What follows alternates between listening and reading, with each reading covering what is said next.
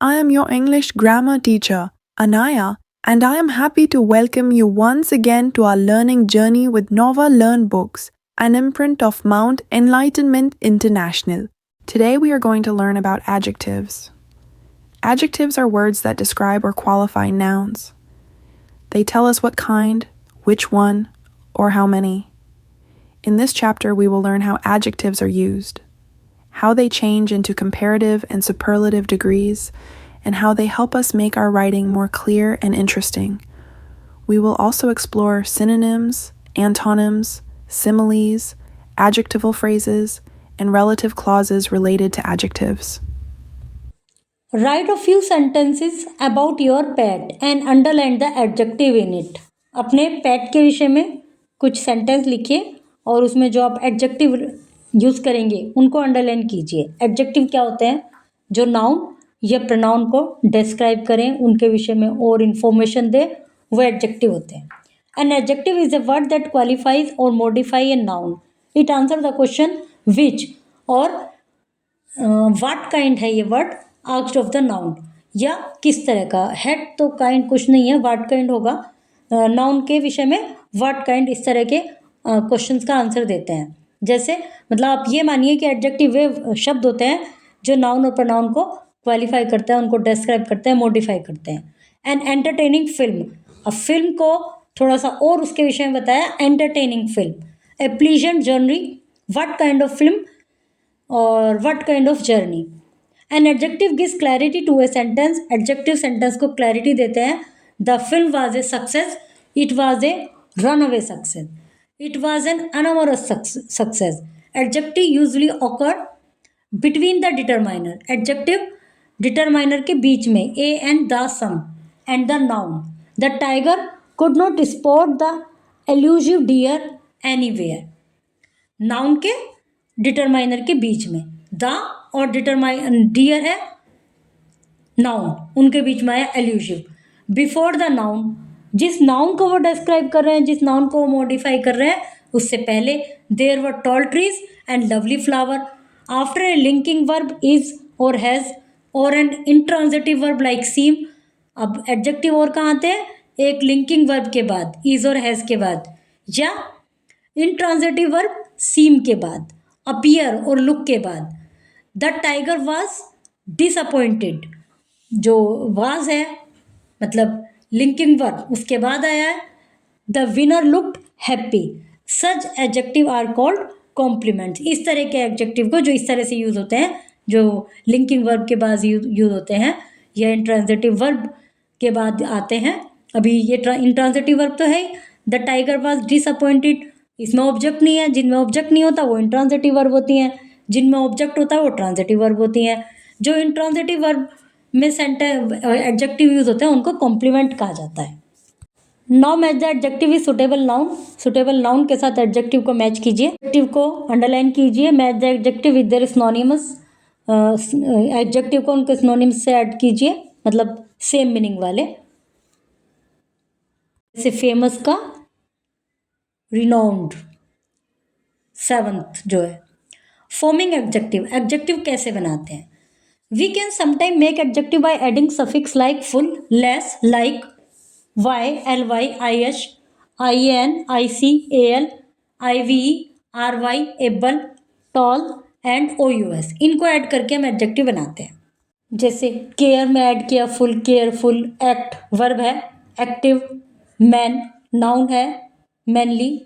इसमें underline word को replace कीजिए, कोई एक वर्ड लिख के एडजेक्टिव बना के, और add the suffix E N, ful, less, Y, L Y, T L, A B L E, A L, I V or O U S. इनको ऐड करके एडजेक्टिव बनाइए. जैसे केयरफुल, चीयरफुल, इस तरह से.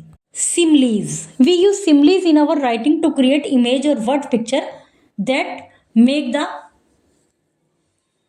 Writing rich and interesting. हम अपनी writing में सिमलीज यूज़ करते हैं जिससे राइटिंग अच्छी लगे. और in simile we say that a certain thing is like another thing. Simile में मतलब हम एक तरह से उसकी तरह बताते हैं उनको, तो एक चीज़ को दूसरी चीज़ की तरह कहते हैं. जैसे this is why simile start with like or as. तो इसलिए इसमें लाइक और एज ऐसे वर्ड यूज किए जाते हैं। The sun is like a golden orange in the sky, मतलब सन को किसकी तरह बताया, गोल्डन ऑरेंज की तरह स्काई में, तो इनकी एक तुलना हुई है। Don't talk to him now, उससे मत बोलो, he is like a bear with a sore head, he pronoun है, इसको बियर की तरह बताया गया है। No matter what the emergency she is always as cool as cucumber, उसको इतना कूल बताया गया, उसकी मतलब जैसे कुकुम्बर को ठंडा माना जाता है ना कि बहुत कूल है वो, तो ये होते हैं सिमलीज। बॉक्स में से सिमलीज फिल कीजिए ब्लैंक में और complete the simile with the adjective. जैसे एज स्टोन, इसके साथ में कौन सा होगा, एज हार्ड, इस तरह से as hard as stone. Degree of comparison, when the qualities of two or more nouns needed to be compared, adjective can change their form to denote degree of comparison. जब दो या दो से अधिक noun की आपस में तुलना की जाती है, कंपेयर किया जाता है, तो एडजेक्टिव अपनी फॉर्म चेंज करते हैं और वो डिग्री ऑफ कंपैरिजन कहलाती है। The basic form of the adjective is called positive degree, जो बेसिक फॉर्म है एडजेक्टिव की वो पॉजिटिव डिग्री होती है, उसमें कोई कंपैरिजन नहीं होता। जैसे Jill was a fine writer, Jill was a skilful artist, fine और स्किलफुल पॉजिटिव डिग्री है, इनमें कोई कंपैरिजन नहीं है। When you compare two things or person having the same quality, जब आप दो चीज़ की और दो पर्सन की कंपेयर करते हैं जिनमें की सेम क्वालिटी है, तो जो adjective is change in the comparative degree, तो एडजेक्टिव को कंपैरेटिव डिग्री में चेंज करते हैं। जैसे Abid was a finer weaver than Ali, Abid was a more skilful weaver than Ali. अब इन सेंटेंस को, ऊपर वाले सेंटेंस को ही बना सकते हैं, Abid was a finer writer than Jill, और Abid was more skilful than Jill. ऊपर वालों को कंपैरेटिव डिग्री में किया है क्योंकि दो की तुलना है आबिद और जिल की। When you compare more than two things or person having the same quality, जब आप दो से ज़्यादा पर्सन की या थिंग का कंपेयर करते हैं सेम क्वालिटी वालों का, तो जो एडजेक्टिव है वो सुपरलेटिव डिग्री में चेंज होता है। Ramesh was the kindest of the three, Ramesh तीनों में सबसे ज़्यादा काइंडेस्ट है, दयालु है। Ramesh was the most skilful of the three. अब हम इसको ऐसे ही बना सकते हैं, नीचे वाला तो उसी तरह से बना है जो सबसे पहले वाले का है, जो Ramesh was the is the finest of the three, fine, finer, finest, skilful, more skilful, most skilful. तो ये एडजेक्टिव जो हैं उसकी डिग्री इस तरह से चेंज हुई डिग्री ऑफ कंपैरिजन में। जो पॉजिटिव डिग्री है उसको कंपैरेटिव डिग्री बनाया गया, फिर उसको सुपरलेटिव डिग्री बनाया गया। Thus, there are two common ways of forming the comparative and superlative degree. दो कॉमन तरीके हैं सुपरलेटिव और कंपैरेटिव डिग्री बनाने के, जैसे addition of ER and more, या तो ER ऐड किया जाए एडजेक्टिव में या मोर ऐड किया जाए। अब किस में क्या ऐड करना है ये हम अभी आगे रूल्स में पढ़ेंगे। और addition of EST and the most, superlative degree बनाने के लिए EST ऐड किया जाए या मोस्ट ऐड किया जाए। We add a suffix ER और EST to adjective that are short और वन सिलेबल, कौन नहीं, वन सिलेबल। हम जो छोटे वर्ड होते हैं उनमें डबल करके उसको लेटर को ER और EST ऐड करते हैं। ये रूल पूरा इसमें लिखा हुआ नहीं है, आप ये मान लीजिए जो शॉर्ट वर्ड होते हैं जिसमें जैसे सिंगल सिलेबल होता ही नहीं है, जिसमें बिग कोई सिलेबल नहीं है, तो उसमें लास्ट लेटर को डबल करके ER और EST ऐड करते हैं, बिगर, बिगेस्ट। और इसमें तो एक बिगर का, उसके अलावा और भी हैं इस तरह, हॉट, हॉटर, हॉटेस्ट। फिर जो शॉर्ट वर्ड होते हैं उनमें भी डार्क, डार्कर, डार्केस्ट, इस तरह से कर देते हैं। We use more and most with longer adjective, जिनमें दो सिलेबल या दो से ज़्यादा सिलेबल होते हैं उनमें मोर और मोस्ट ऐड करते हैं। जैसे curious, more curious, most curious, careless, more careless, most careless. Positive form, comparative form, superlative form. Monosyllabic positive forms are some polysyllabic positive form, जैसे sweet, young, sweeter, younger, sweetest, younger. Monosyllabic ending in E, monosyllabic जो E से end हो रहे हैं, braver, larger, bravest, largest. Adjective ending with Y से add हो रहे हैं, वो एंड हो रहे हैं. Replace Y and add IER. Replace Y and add IEST. Easier, noisier. easiest, noisiest. Adjective with short vowel sound that end in a single consonant. short vowel जो होते हैं और single consonant है उनमें, जैसे रेड, थिन. रेडर तो double कर देते हैं. We add one more of the consonant, एक कॉन्सोनेंट और ऐड कर देते हैं और उसके बाद उसको डबल ER और EST ऐड कर देते हैं. जैसे redder, thinner, reddest, thinnest. REDDEST. ये ध्यान रखेंगे, जो सिंगल कॉन्सोनेंट है उसको डबल कर देते हैं और शॉर्ट वोवल है उससे पहले, मतलब उनमें शॉर्ट वोवल है. Adjective with more than one syllable, जिनमें एक से ज़्यादा सिलेबल होते हैं. Splendid, beautiful. More splendid, more beautiful. We add most. Superlative में most splendid, most beautiful. The third way of forming the comparative degree and superlative degree is irregular. एक तीसरा तरीका भी है जिनमें कोई रूल फॉलो नहीं होता, कोई फिक्स पैटर्न नहीं होता. जैसे good, better, best. Bad, worst, worst. Much, many, more, most. Little, less, least. Adjective phrase, adjectival phrase. Virat Kohli, मतलब क्या है कि जो कोई जो भी वर्ड है जो नाउन या प्रोनाउन को डिस्क्राइब कर रहा है, उसको मॉडिफाई कर रहा है, वो एडजेक्टिव है. लेकिन कई बार वो एडजेक्टिव ग्रुप ऑफ वर्ड्स होता है, तो वो एडजेक्टिव फ्रेज कहलाता है. Virat Kohli took his stance against the highly successful. तो जो हाईली सक्सेसफुल, दो वर्ड हो गए, बॉलर. तो ये phrase describe the noun bowler. ये फ्रेज है हाईली सक्सेसफुल, ये बॉलर के लिए आया है. The Buddha International Circuit is an Indian motor racing. तो इंडियन मोटर रेसिंग किसके लिए आया है? सर्किट के लिए. In Greater Noida. Describe the noun. These phrase the highly successful and motor racing are adjectival phrase. ये एडजेक्टिवल फ्रेज हैं क्योंकि एडजेक्टिव का काम कर रहे हैं और एक से ज़्यादा वर्ड्स हैं. They do the work of adjective. यदि सिंगल वर्ड हो तो एडजेक्टिव, एक से ज़्यादा वर्ड है तो adjective phrase, adjectival phrase. Phrase describe the noun Harbhajan. Harbhajan is a man for all season. तो ये हरभजन को डिस्क्राइब कर रहे हैं, मैन फॉर ऑल सीजन. ये एडजेक्टिवल फ्रेज हो गया. An adjectival phrase is a group of words that does the work of an adjective. It answer the question what kind, which one. जो एडजेक्टिवल फ्रेज हैं वो adjective का काम करते हैं, ग्रुप ऑफ वर्ड्स हैं और व्हाट काइंड और विच वन का आंसर देते हैं. एडजेक्टिवल और relative clause. Virat Kohli took his stances against the bowler who had been highly successful against the West Indies.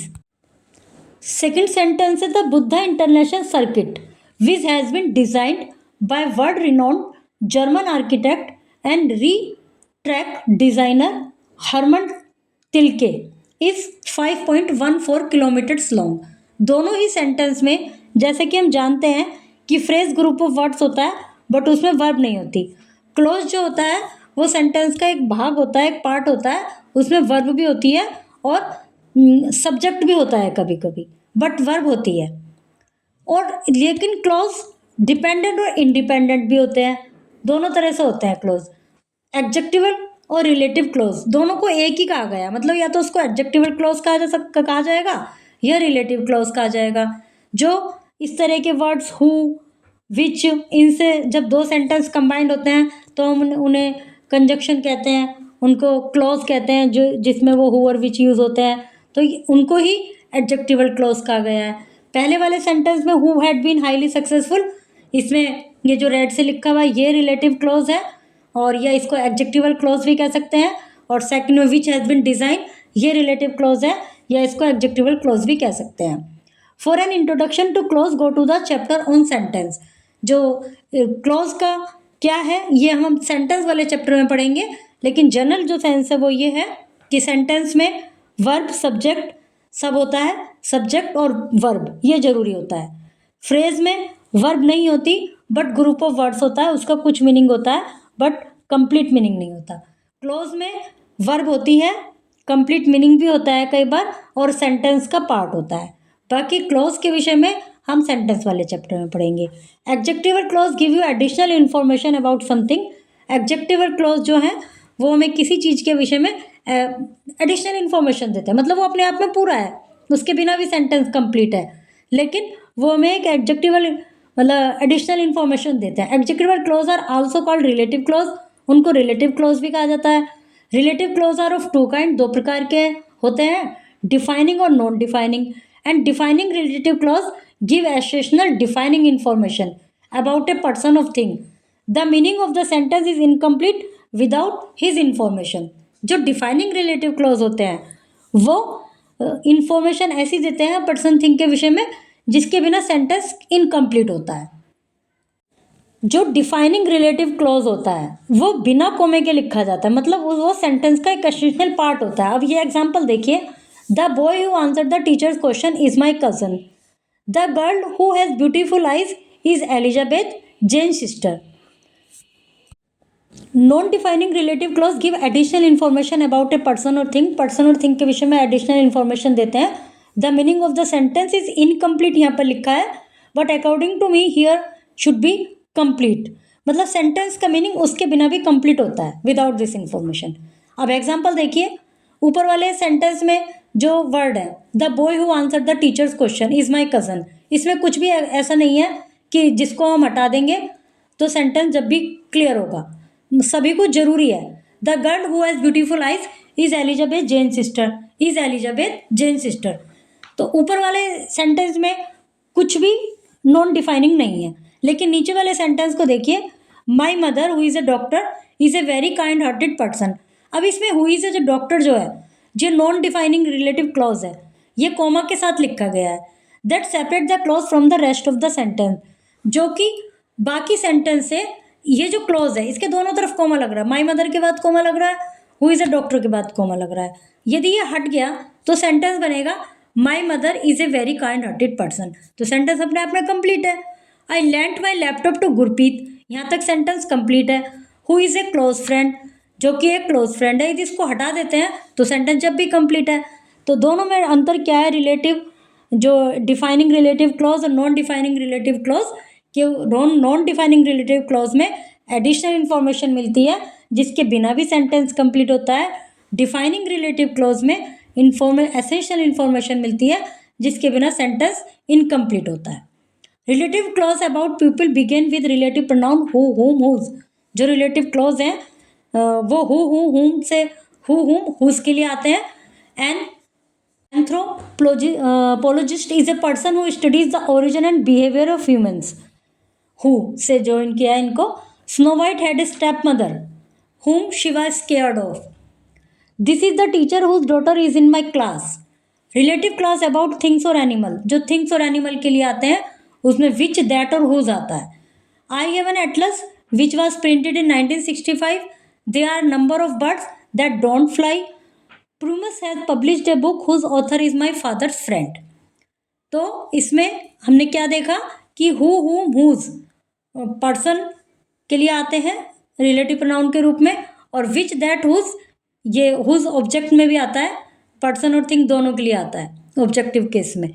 Which non living thing के लिए आता है, थिंग के लिए आता है, और दैट कई बार पर्सन वाले में भी यूज़ होता है, जब यदि किसी ग्रुप की बात कर रहे हैं तो दैट पर्सन्स के लिए भी यूज़ हो जाता है। That's all for today's lesson on adjectives. Practice carefully and use adjectives wisely to make your sentences colorful, clear, and meaningful.